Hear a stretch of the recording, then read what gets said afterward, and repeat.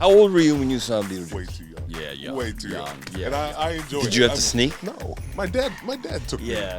My dad didn't care about that. Really? He said if it was PG-13, it was just right for me. Hey, everyone. Welcome to another episode of Not Just Football with Cam Heyward. You know my co-host, Hayden Walsh.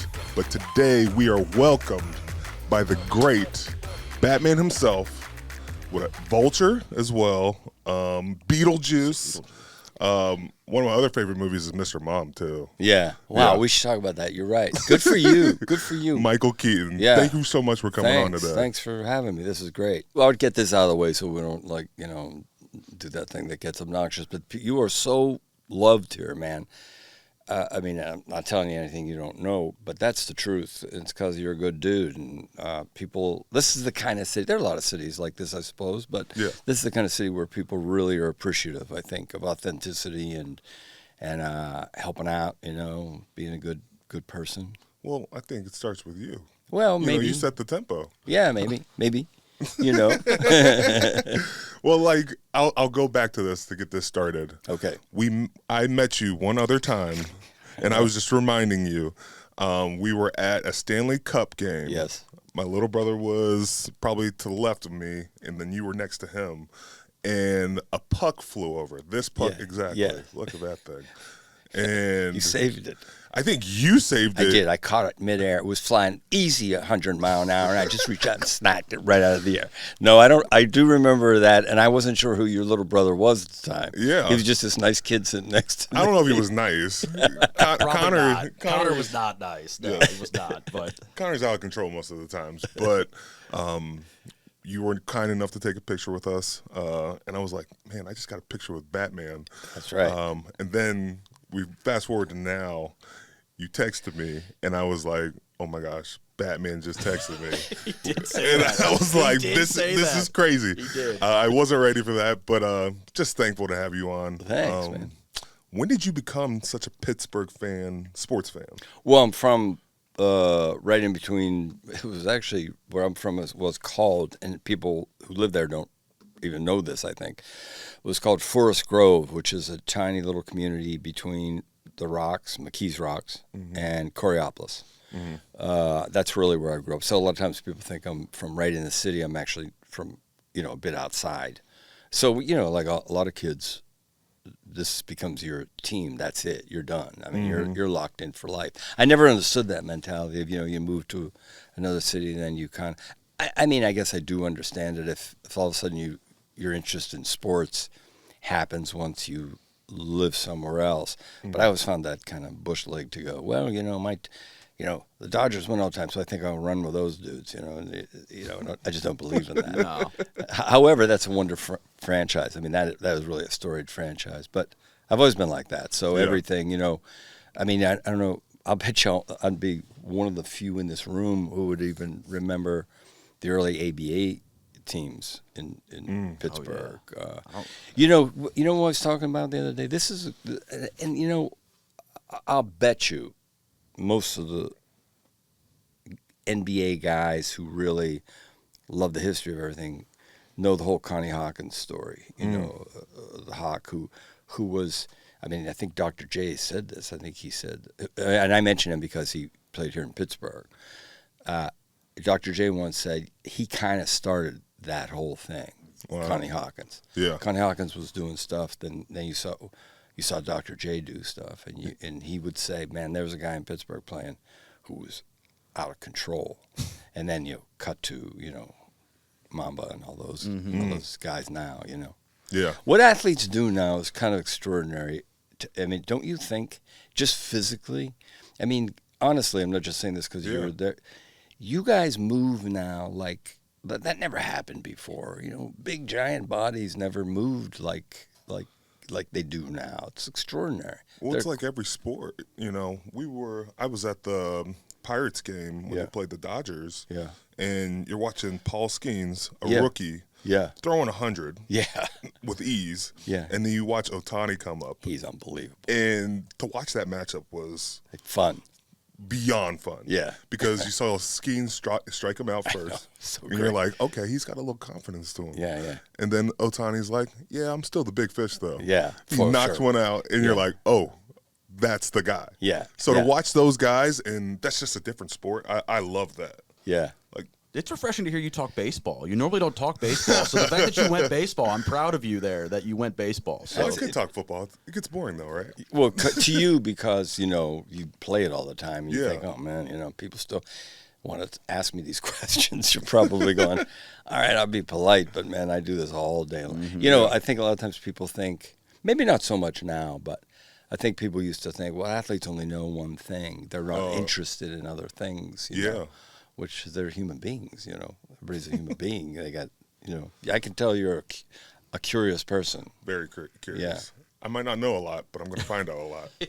That's true, though. That's a really, really important part of a personality to me, I think. If you're fundamentally curious, that can only mostly lead to bigger thinking. Right. You just see a bigger picture, than a tiny picture. So when did you become a Steeler fan? Here's a story. Here's how my interest in sports started. I can pinpoint it, actually, and it's probably because as a kid I was always imaginative and had a great imagination, to say the least, and loved. We had my dad. Oh boy, I'm going way back now. I think my dad won a little black and white TV. I'm the youngest of 9 originally. My mom had 2 other babies she lost, but so I was very small and very young when my dad, I think, won in a raffle a little black and white television. And this is true. Sometimes the neighbors would come down to watch it because they didn't have one. So when I started seeing like the westerns on this little box or any of that, I was gone. I was locked in, man. And I always loved to read. So the reason I mention that is I remember coming home from my little Catholic school when I was a little kid in a school bus, and I saw my brother George running up the road, jumping up and down, and I never quite saw him act like that before. He was so happy because the Pirates had just won the World Series. I think what attracted me was, whoa, that dude looks so excited. What's he talking about? Then he told me, and I would, read about it and look at the photographs. Probably, I don't even know that I saw anything on the television. I'm sure I did, but it was so exciting to me that I just wanted to play baseball. Then that was it for me. Baseball, that's all I ever thought about. That's all I just wanted to play baseball. And I would, I'd get in the morning paper. I always loved newspapers. I still do, but mostly what I read was the sports section. And there was I can't remember the man's name who did the illustrations in the Pittsburgh Press or the Post-Gazette, I forget. And there were these beautiful drawings of something that happened that day in sports, and I used to pore over these pictures. So I started getting really, really excited about sports in general, but mostly baseball. Now, the thing with the Steelers, and it happened like this. My dad somehow, my dad worked a lot, sometimes 2 jobs, and so there was a ton of time where he would take us to the ballpark. It was rare, and the Steelers were bad, as you know. I mean, they were bad, but it didn't matter to me. When you're a kid, and I still remember cards. I had football cards. But anyway, my dad said, "Do you want to go see the Steelers?" when they used to play in Pitt Stadium. And Pitt Stadium was kind of enormous, when we sat way, way up in the top almost, I think. And we out there where I grew up out in the country, really. And I think we drove to a point in downtown here, I think, probably, because we had to get a bus to go to the stadium. So we either took it from the Rocks or from Pittsburgh. I can't really remember, but we get on a bus, just me and my dad. And that was kind of special, too, because, I have 3 brothers and 3 sisters, and, you never did anything one-on-one. It was always a bunch of kids. So it's me and my dad driving on this bus, and we went through the Hill District. And all of a sudden we go see this football game. But what stood out in my mind, which, I'm sure we lost, but what stood out in my mind was that day, that trip, and how you're exposed to something. And fortunately, I was always curious about what else is out there. Once I saw the world's bigger than my little world, that was as exciting as anything. But I, of course, was disappointed we lost. We got in the bus, drove home, went home to the thing. But it was pretty exciting. I distinctly also remember the first baseball game I saw in Forbes Field. There's this thing when you're an actor called muscle memory. Yeah. Or kind of, as an athlete, muscle memory, but also kind of emotional memory, and if you can ever, it's harder to tap into than you think, but every once in a while I'll get like a millisecond of like almost you can almost remember the smell, you can almost remember the vibe, but the lights, I can still feel what those lights looked like in Forbes Field, which by now would be, you could barely see the ball compared to what they do now. But it was so beautiful. The grass was so unbelievably green, and we sat in right field, and they used to have these big steel beams, and sometimes you'd have to kind of look around the side to see what was going on the field. But we sat behind 21, behind Clemente.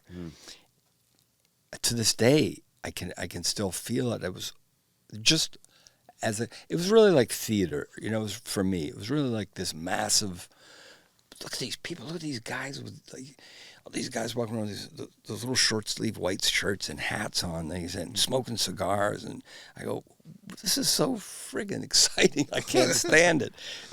So I think a lot of it was the drama of all that stuff. You just make it sound like it's like Field of Dreams. Mm-hmm. Like it sounds gorgeous. I was having dinner with Jordan one time, who is, man. You want to talk about, well, I have two things to say. I said, okay, it was me and my friend Bobby Colomby. Bobby Colomby is a good buddy of mine, big sports fan. But Bobby Colomby basically started Blood, Sweat, and Tears, the band, Blood, Sweat, and Tears, the drummer. And he goes, we're sitting there and eating, and I go, okay, there's like seconds on the clock, right? And I'm saying this to Michael. I'm saying, it ain't going to be you. Who, I don't think I got the sentence out. Like, who's the guy you're going to go? I go, who's it? He goes, Bird. Didn't even think about it. Interesting. Said Bird. Like without hesitation. The other thing he did, we're talking, I really like Michael. So this is fun because I said, everybody knows how competitive he is. Like, beyond anybody. Yeah. Like, crazy. Like Kobe and him, that's like crazy. But that's the only way you can be that great, I think, right? So he said, I don't even remember what it was. He said something like, I don't know, that defense was blah, blah, blah, blah, blah. Some schmuck like me, some guy who couldn't throw a ball probably from here across the street, says, and he goes, no, it isn't. No, that's not how it worked. He immediately got so competitive with me. Can you imagine what he was like when... I do that to him. Oh, dude. If you flip a switch, the competitiveness, you could see it in their eyes almost. Like, yes. You could see the rage in his eyes come out. It's well, that's such an interesting... That's such an interesting thing, though, because you have to be, right? Yeah. You gotta exercise that muscle. What were you and your brother like competitively? Oh, well, he's 10 years younger, and I just wasn't going to let him win at anything. Okay, you still fight. We played pickup a couple years ago. Him and his little brother younger brother Corey, got into a fight during 3-on-3 when the rest of us didn't care what was happening. They were in a fight though, basically playing 1-on-1 against each other. It's still in there. You pull it out all the time. It's because like I'm taller, I'm bigger than everybody, but they think they have to foul me. Sure, that's right. And so it takes a different. That's not true. That's true. Not what happened. You complain about everything. I complain about everything. You do. Enough talking about my brothers, but this is a great segue. You talked about Jordan, and we see in the Batman movie, or I heard in the Batman movie, you actually wore the Jordan 6s. Yeah, man, that's what those shoes are made from. The original, I don't know if they were the original Air Jordans, but the boots that come up. Yeah. Yeah. How did you work that, and did you get like a Nike deal? No, man, I should have thought of that. Yeah. No, they just made them, and I was putting them on. I went, wow, these are actually Jordans. I got them stashed away, too, dude. You still got them? Can we get you to wear those to a Steeler game? How much you give me for them? Oh, don't. Listen. He'll pay a my lot for wife those. might not be happy with how much I'm willing to spend on those. They might not fit me. Jeez, but- I thought you were going to say my wife. You'd give me your Oh, wife. no, Jesus, no, man. no. Come on. I wouldn't do that. I wouldn't do that right away. But we Right away. It can be negotiated. It can be negotiated. Okay. Oh, yeah. But those shoes are just so iconic. Yeah. And you just fell into that? No, I mean, I fell into it because I didn't make the suit. They it was built, but that's what they used as the prototype. And I don't know, I don't remember in the second one if that was the case, but yeah, that's what they were. Wow. Yeah. Ooh. Did you enjoy making Batman? Let's just ask that. Yeah, but in a how do I say this? Boy, I do know you know. Sometimes people, especially I think athletes, maybe like to be just a tad frightened. Go, man, it's on the line now. You can get kind of lazy sometimes unless you go, oh, this is for real now. Yeah. And you want to be pushed to the edge a little bit, and then you kind of start to go, get all kind of ready to go, right? So I think fear can be kind of obviously a good motivator sometimes. So I knew the risk was huge because, but it's a longer conversation. I kind of bet on me all the time, and I don't know why. I just do. I just figure, well, I don't know. I can kind of control the world if I bet on me. So I thought, ooh, this goes bad. If this goes badly, this could go really south. This could be, because you're stuck in the suit, dude. Let's admit it. You're done. People are going to make fun of this stuff for a long, long time. and I go, but if it works, and I usually don't think in terms of commercial. I just don't usually think of that. But I thought, but if it works, this could be huge. And Nicholson felt the same way, I think, because he was in the same boat as that I was, and. So it was fun in the sense that it was risky, and nervous time. So I know that sounds weird, but that kind of gets you excited a little bit, and you go, oh man, I don't know if I can pull this off. But I like that feeling. However, the day-to-day was how hard can it be, walk on the street, as soon as we walk on the street, we find somebody who's got a whole lot of real trouble. I don't have the worries that a lot of people in the world have. So when I say it was hard, compared to what? Some coal miner? Not really. So it was hard in that sense, and physically it was kind of hard, but not really. I mean, I think I got a back that'll never be the same, but I was. It was, so the pressure was on. That's the thing. It was really heavy on Tim Burton. It was heavy on all of us because we were all in it together. But so what? That's just pressure, right? I was just thinking of something. When I did this last one in the Flash, I kind of joke about it, but I am kind of proud of it. I mean, same size, same suit. Same suit. We were going to ask that. We were going to ask. Slipped right into it. So because I was thought, oh man, I probably can't fit in that suit, like a glove. But the mistake I made. Did it feel like a glove? No. No, and that one's actually more complicated. They were like, I've counted the parts one day. Me and this young guy, as Britt, a great kid, who's kind of your guy. They actually have to give you a special person besides a regular wardrobe person who lays out your wardrobe every day in the trailer and everything. There's that person, but this guy, really funny kid. His job was just the suit. Mm-hmm. That was it. And one day we counted the parts that were connected. It's ridiculous. It got more complicated. But this is what hit me, how stupid I am. For the first one, I thought, well, I better be fit for this, So I started training like hard. In fact, you know what I did when I was over there? I hired a guy who was ex-soccer player on a mid-level team, not a big, and he kind of coached just to start with that and then lifting and then working out on the bag. And one day I'm like working out on this bag and Nicholson walks by me. He goes, what are you doing? And I go, well, trying to get, it sounds so stupid now. I go, well, trying to kind of get in shape for the role. He goes, what for?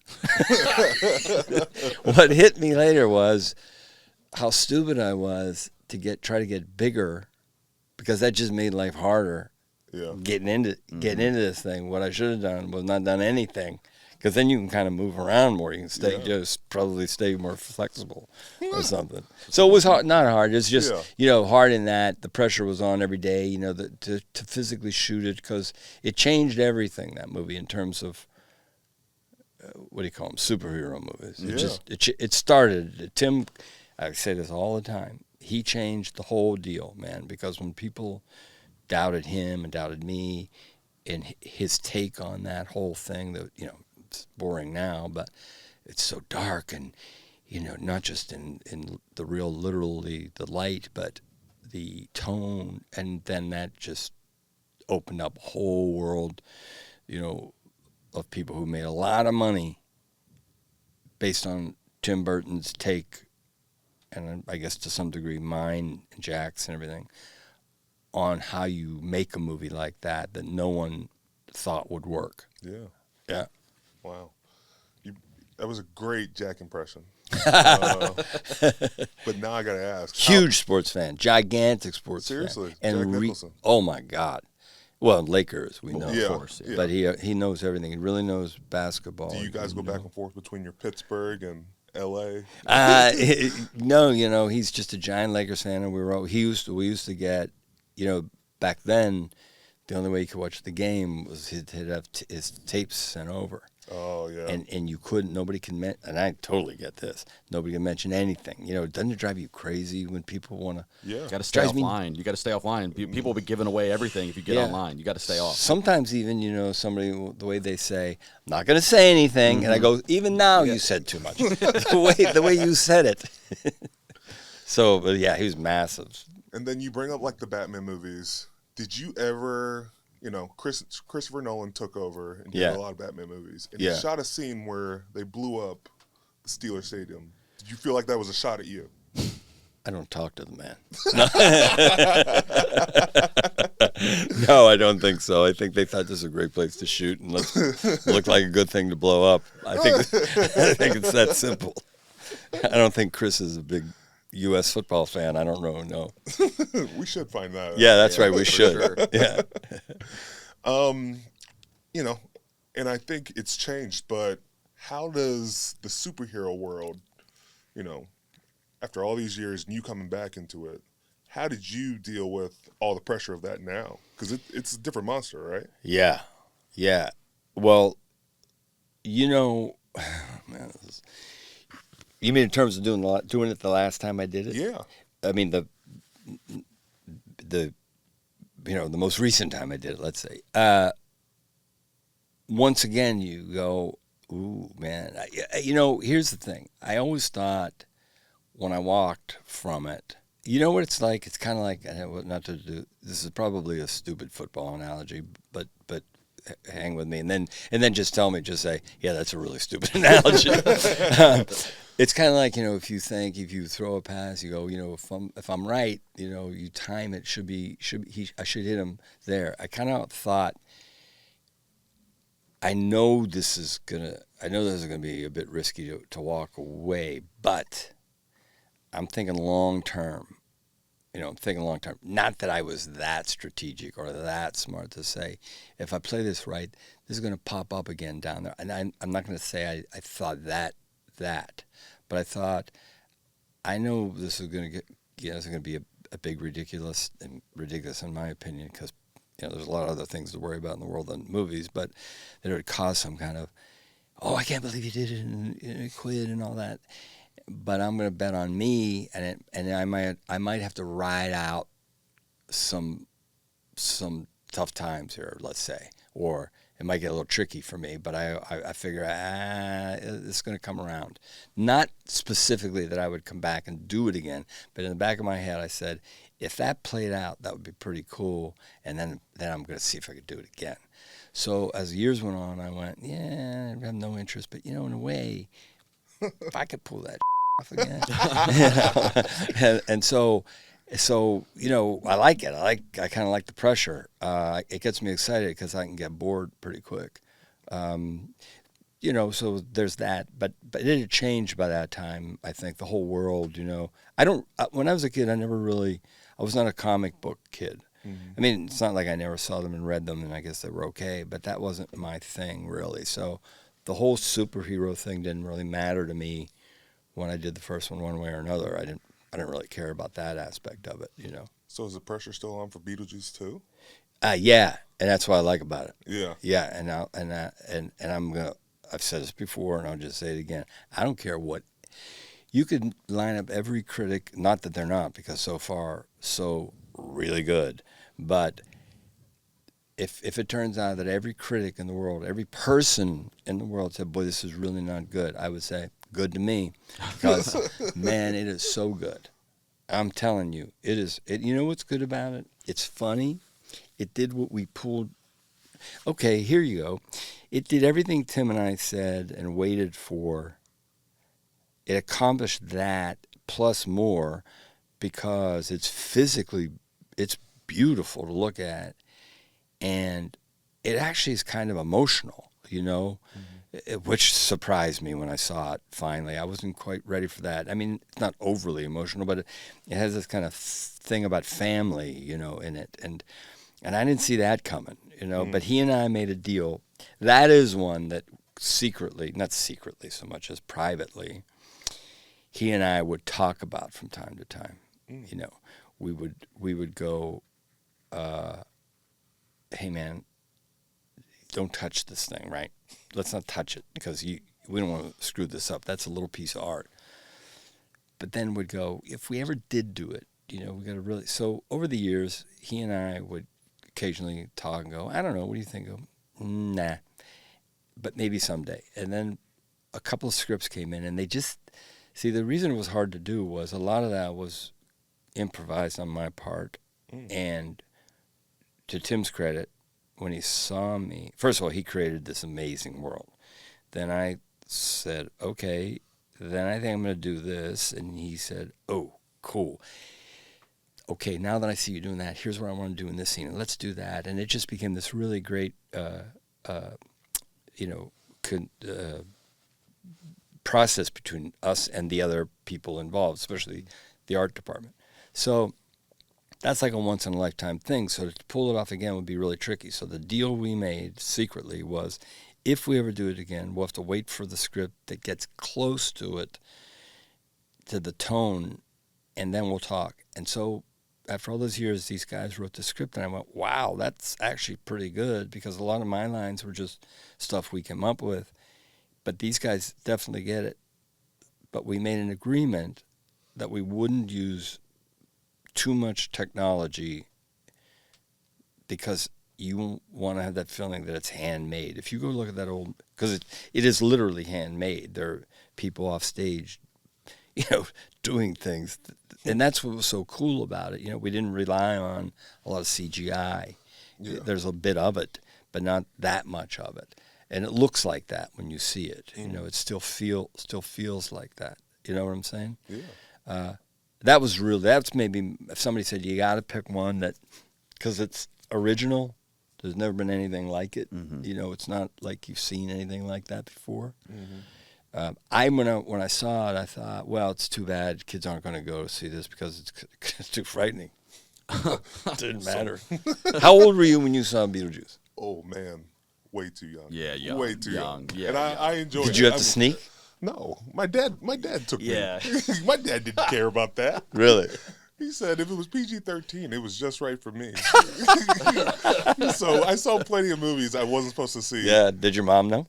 I think she accepted it. Yeah. It was just a thing we always did. We always saw every movie, and so I would go over to. Were you allowed to see like real action movies? Like yeah. I saw Bad Boys way too early, and I saw countless movies. I was just like, oh, the movie I saw way too early. What was it with Will Smith and Enemies of the State? Oh, Enemy of the State. No kidding. I saw that way too early. Yeah. And there was a part. Have understood it. There's a part in there where the wife is like in a nightgown. Yeah. And then he like takes it off, and I'm like, oh, I'm not supposed to see that. I was just like, I love the oh. Oh, I'll bet it was more than That oh. day he lost his innocence. Is what it said. I hear that a lot though from people who would tell me, you know, what they saw when they were kids, and I'm thinking, wow, what were you? Hadn't they came out fine? Really? Yeah. In your case, maybe not so much, but yeah, I got a couple screws loose. Yeah, It is what it for is. sure. You know, we talk about the movie you just did, and your second lap around the track with doing Beetlejuice again. yeah. I do a lot of mentoring for teammates, Mm-hmm. and did you ever have to do any of that? You know, with the new actors and actresses coming on board. You know, I think that happens sometimes without you knowing it happens. It's or knowing that it's happening, and then when you sense it, you know, I actually like it, and I know you like it, but I don't go out of my way to be that. I just kind of vibe it, and if you know, a guy or a young woman, you know, first of all, you want to set kind of an example and not be a jerk on the set and be respectful, be a gentleman and all that. But when you feel like they're so you do that, and I guess in a sense, wouldn't call that mentoring, I don't think, but you try to do that. But if they kind of want to ask you or talk to you about certain things, I like it. I feel the pressure. I feel the responsibility of that, though. You know, don't you? I mean, man, you know, you got to get that right. And anyone in particular? You know, in Dope Sick, young guy who played the doctor, who it's a great moment, who kind of turns on me to sell me some more opioids. That kid is such a great actor, and he would just ask me some things for a while. Or my girl, Caitlin Deaver, I love this kid. She's so great.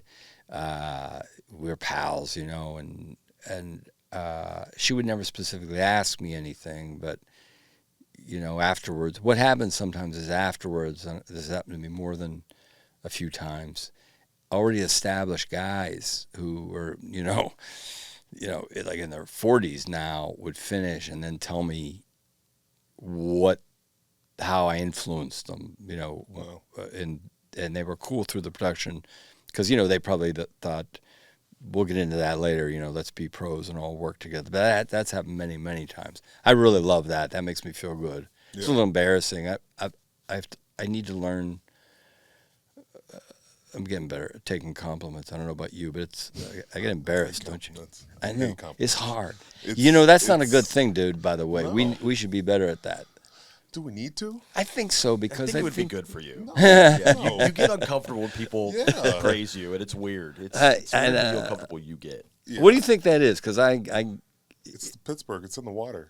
Yeah. You know. You're supposed to be humble. Yeah, you're supposed to be humble, and like, you know, if you do a good job, that's you're supposed to do. That's the prereq. Right.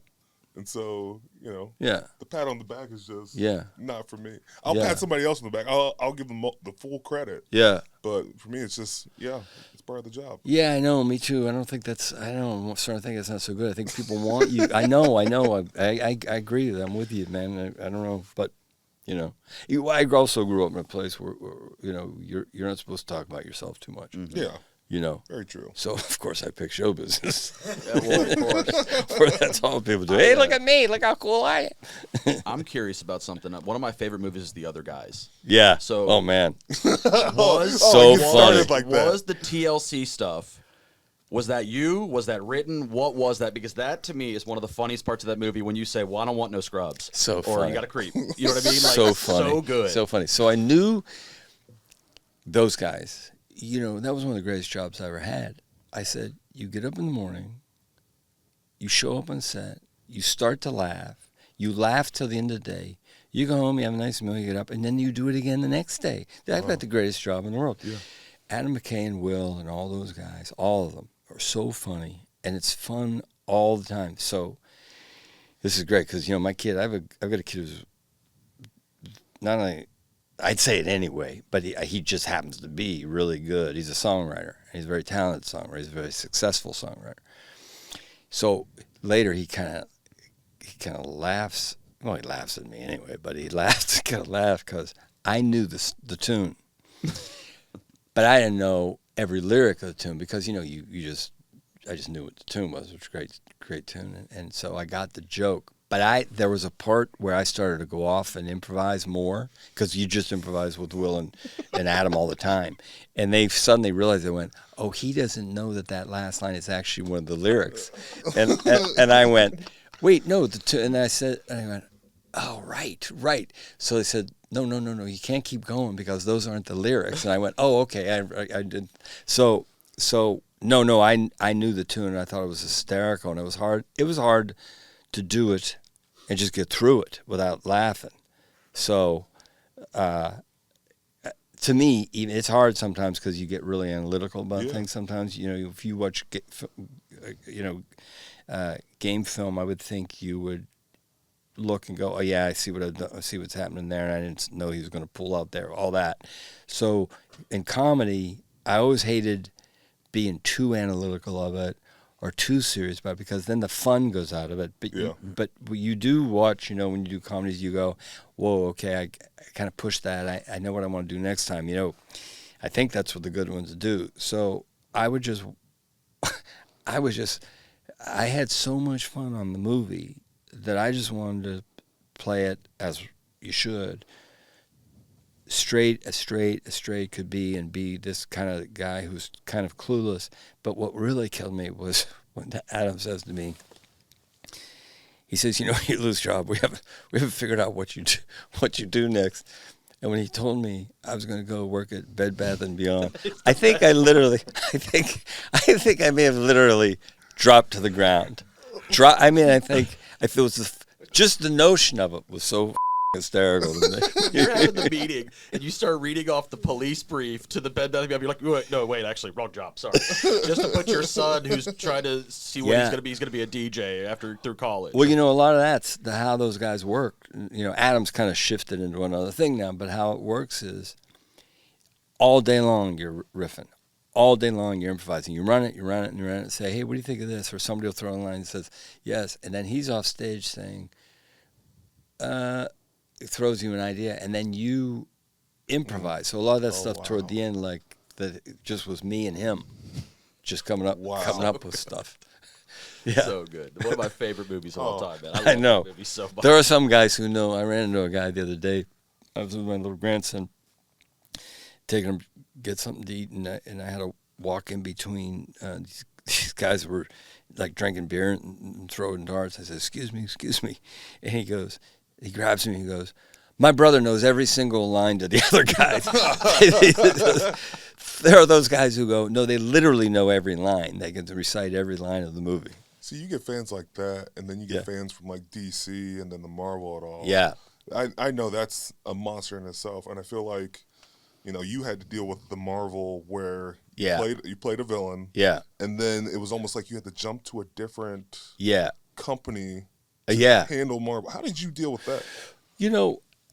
I know. It's when you look at it, you go, geez, corporately, this is weird.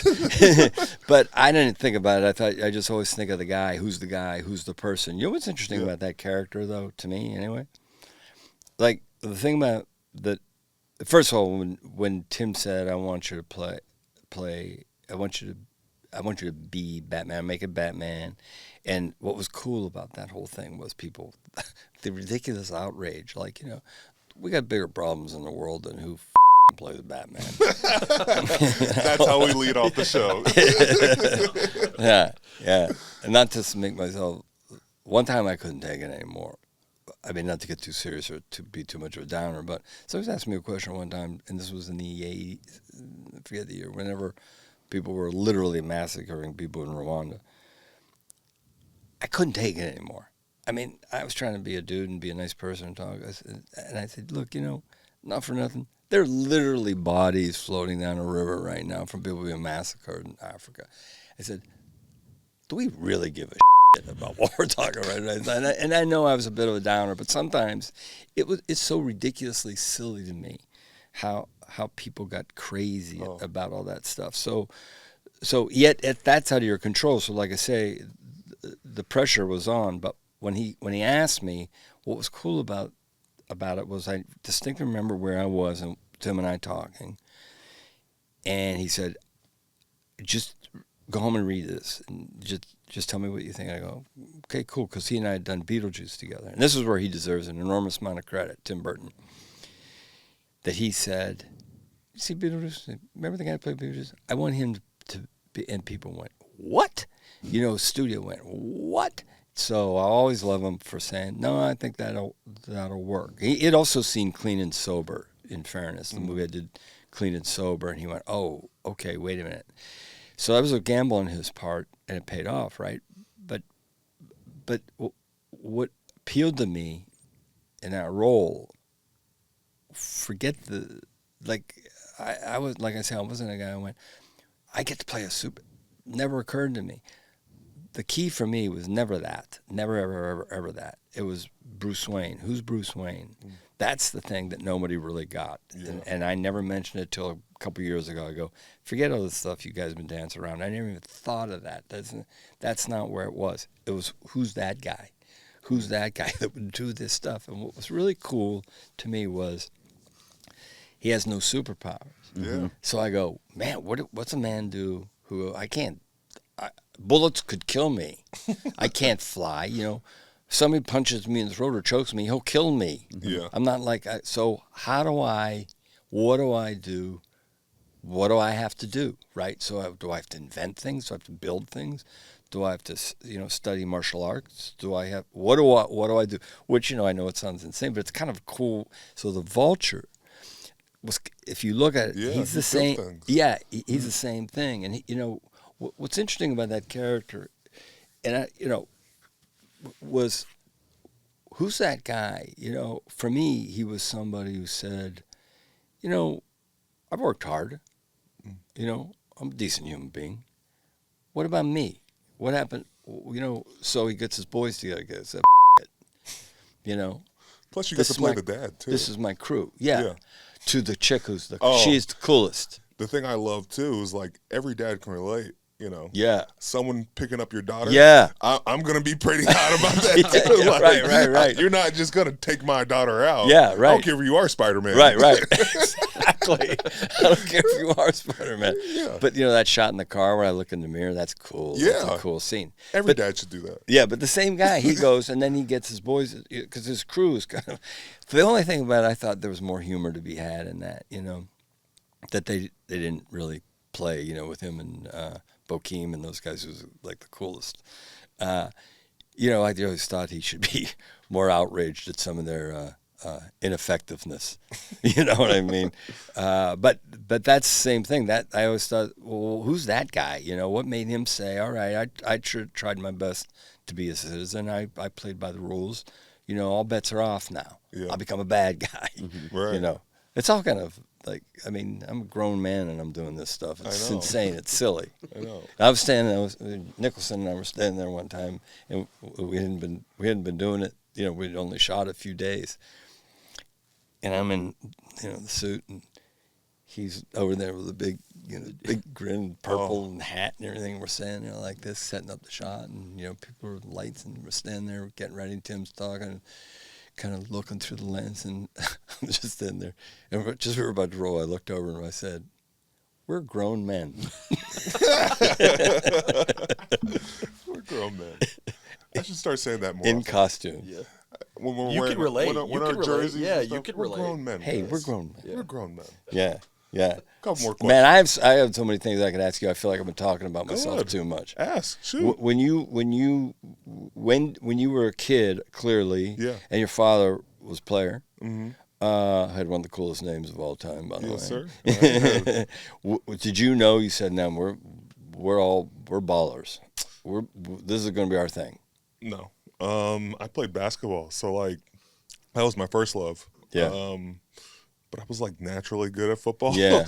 And so, the funny thing about it is he never really wanted to coach me up early on. Yeah. I get that. And so like he let me find it my own way. I totally get that. Because you never want to put that pressure on your kid. And so years later, though, when I was in high school, he kind of really started coaching me up, but I didn't take the advice. He'd be like, use your hands, do this. And I was like, does my dad really understand defensive But I'll line bet play? you listened to the guy coaching you, didn't Yes. you? Isn't that weird? Yes. I know. It's weird. You rebel against your dad. Yeah. In your own ways. Yeah, yeah. And But- you know he knows what he's talking about. But what's that thing? Because I know I've seen this, and you know I coached Little League when I was a kid because when I was with my kid, and I just it was so fun. I just liked it. But you really do have to be careful, don't you? Yeah. Like, and you got you don't want to be one of those. I don't want to say it, but one of those who's like, Yeah. I can't take sports I can't take my child's sport too seriously because I'm like, because if I go there, it's gonna be but not also good for anybody. the guys who really know are. I've Yeah. learned there was a young guy who one year coached my kids' team, Little League team, who had a minute, I think, in a Red Sox organization or something, like in the minors somewhere. He was the nicest young guy in the world. Like the guys that I ever coached with, and they were pretty good guys, but sometimes I'd watch these other guys and I go, they couldn't throw a ball across the street, but the way they would talk and the way they were so stupid, and what I noticed first of all was guys who knew how sports played were always the coolest because they went, because they know how to communicate. Yes, and also let's get serious when maybe you're 12 and you go, okay, this kid could be for real. Yes, yes, not an 8-year-old. No, what are you going to do? When you see the coach screaming at the kid, you're like, It's because they can't do it. Yes, Because they secretly want to be. Yeah. very true. Yes. And shout out to all the coaches I'm talking about right now. But it's something you always have to walk that balance. Like, I don't ever want to feel like I'm overbearing. I'll coach if they want me to, but like it's more of just me. I jump into baseball now. I don't know a lick about baseball. He doesn't know a thing I send about everybody baseball. home from third base. Oh, I keep my job very simple. That way, I'm still learning the position just like him. But it's a different. But when you became the position when you were a kid, did you want all the glamour boys? To get all the to get the attention, the receivers and the quarterbacks and all the running backs and stuff. Did you say no, man? I want to be right there. I want to be in that. I want to be all in that. I don't even know if I ever made a decision on that. I think I just kind of like. They said this kid's big and he's good. Yeah. Well, Michael, to give you an idea, he's been this size since about a junior in high school. So he's eighth grade. I mean, eighth grade. Eighth Really? grade, yes, he was. Yeah. I mean, he is the same size today as he was in middle school. So you ever seen that Robin Williams movie Jack? Yeah. That's how I was in school. Really? I was always bigger, couldn't fit under my desk. Well, he had a goatee in eighth grade. Bigger than all my teachers. Goatee in eighth grade. It was a rough situation. You were like man boy. Yeah. Yeah. Like I couldn't have a mustache in eighth grade and be like, "Oh, I want to date your daughter." Like that just doesn't feel comfortable for family. That's right. A grown man in a kid's body, or vice versa. Yeah. Grown man's body and a little kid. Like I always look at LeBron when you see him playing in high school. You go, "Come on, It's unfair. that's a man." Yeah. It's unfair. Yeah. That's what that was too. That's what it looked like. Really? Sure. Yeah. How long have you guys known each other? Almost 20 years. Yeah. We've been friends since middle school. So Yeah. And honestly, you always wanted to get on his team. Yeah. Because if you were playing basketball, you just dump it down to him in the post, and if Yeah. you were playing football, you just run right behind him every time. So he was always good to have on your team when you were doing that growing up. So you went for there a while. What town are we talking about? Down in Georgia, Duluth. Yeah, Duluth, Georgia. Where's Duluth? Which part? North of Atlanta. Yeah. Gwinnett County. Yeah, Gwinnett County. So Yeah. Atlanta's a really nice city. I like Atlanta. It is. It's Yeah. changed a lot, but it has. Yeah. It's good time. Hot, man. Yeah. humid. No, but not like hot. Like someplace go hot. Yeah, that's hot. No, that's not. No. That's another hot. That's a scorcher. Sticky. Yeah, that's very like, sticky. yeah, that's like crazy hot because of the humidity. It's so cool that you guys, like, I'm still buddies with guys here in Pittsburgh that I've been friends with, for when I went to grade school, Last question though. Yes, sir. I He says saw last that question, he's bored out of his No, not at all. Not at all. We've just been talking. I don't want to ruin your time. Yeah. You got a driver. I don't want to waste his time. You keep him, don't cut out the parts where he's going like this. I never once did that. Never once. Did he Don't you fell put that on asleep. me. I had to nudge him a few times. Oh, to wake don't up, you to wake start up. that. That's what I had to nudge him. So. Speaking of Mike T, how great is this? He and I would text now and then, and this is true. Unless he's got a guy who goes, just handle that for me. I can't think about it. I'm too busy, which would be normal. I would expect that. In Arizona, at the Super Bowl, when San Antonio, how come nobody talks about that throw and that Oh, catch? Come on, who makes that catch? That drive too, Yeah. though, to get down there to get to the throw. That's a game-winning drive that It's nobody ever unbelievable. gives credit Yeah. for. Never gives. And I never understand in all the games when they play back the great moments. I go, excuse me, how about Harrison running the ball back? Best my play. hand to God, this is true. My hand to God, I'm not lying, this is true. Me and Sean, my kid, are sitting there watching the game. And I have another good one, but I'm going, oh, man, and they're driving, and they're down, I don't know, inside the 5 or something. And I go, I swear to you this is true. I have this thought in my head. I thought, well, here's what might happen. They might do this. I go, how cool would it be if Harrison picked up? I swear to God, he picks off the next pass and runs the distance. My hand to God, I didn't even know how to tell anybody because they would never believe me.